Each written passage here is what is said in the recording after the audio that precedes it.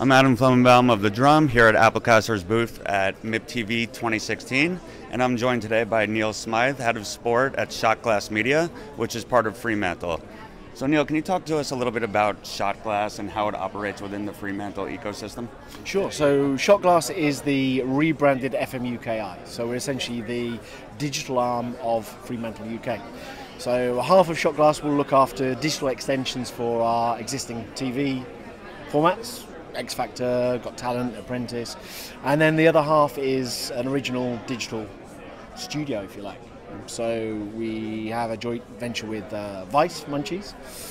We're currently developing formats for BBC Three, and of course I'm here to talk about Football Republic, which is my big thing. Cool.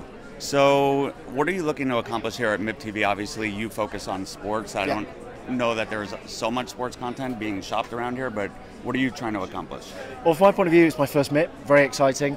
I think from Football Public's point of view, it's a question of getting our message out there, really. We're quite new, we're certainly new in terms of scale, and we just wanted to come here and tell people what we're about, really. Great. So the sports landscape is obviously changing rapidly, and viewer consumption habits and everything like that. Yes. How have social networks like Facebook, Twitter, YouTube changed how people are watching sports? It's ridiculous. I mean, the landscape shifts from month to month to month, and we have to remain so agile. So my background is sports broadcasting, traditional sports broadcasting. 10 years ago, if I wanted to connect to a fan the other side of the world, I'd send a satellite truck and a stringer. Now I can use a mobile phone and Skype. So I think technology has changed the way we communicate. The platforms basically just give us different touch points. So from our point of view, we want to connect with fans wherever they are, whenever they're wanting to consume content. So we produce content across probably 6 different platforms on a given day. So I guess it's more divergent than it used to be. And the conversation is far easier. And I think fans nowadays, they don't necessarily want to be broadcast to, they want to be part of the action. They want to be broadcast themselves. So a lot is changing. A lot is changing, and from our point of view, our strategy has shifted massively, even from a year ago. We were essentially a YouTube channel backed up by a conversation on Twitter, and now with the shifts on Facebook and Twitter towards native video and the shift towards live video, our world's shifting, and we've got to react.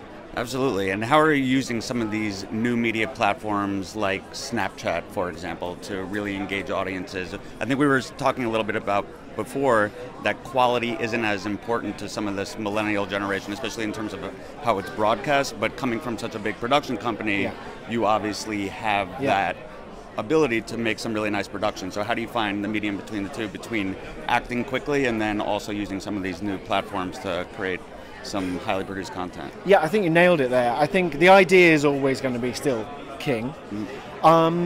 In terms of the actual production quality of your video, you're right. I don't think our audience cares. So we do have C300s. We have the technical ability to deliver premium quality content. And when we work with brands, that's generally what they want. But for us, I think generally the most important thing is to engage fans, the way they want content. So our presenter told a story yesterday of how I asked him to send a post-match review from his phone in a bush, because literally that was the only place he could get connectivity at that given moment. Our audience didn't care.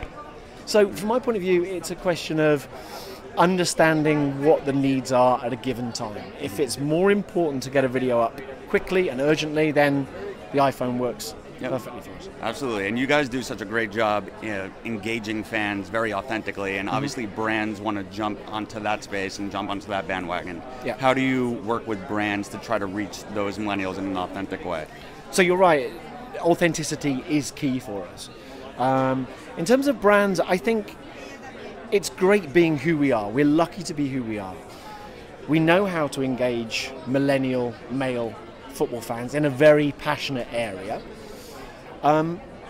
So we have that authenticity, but at the same time, thanks to Fremantle, we can give brands that safety net, if you like, the confidence to know that they're working with a company who have dealt with brands for years and years and years. So it's a really nice blend of the two, if you like.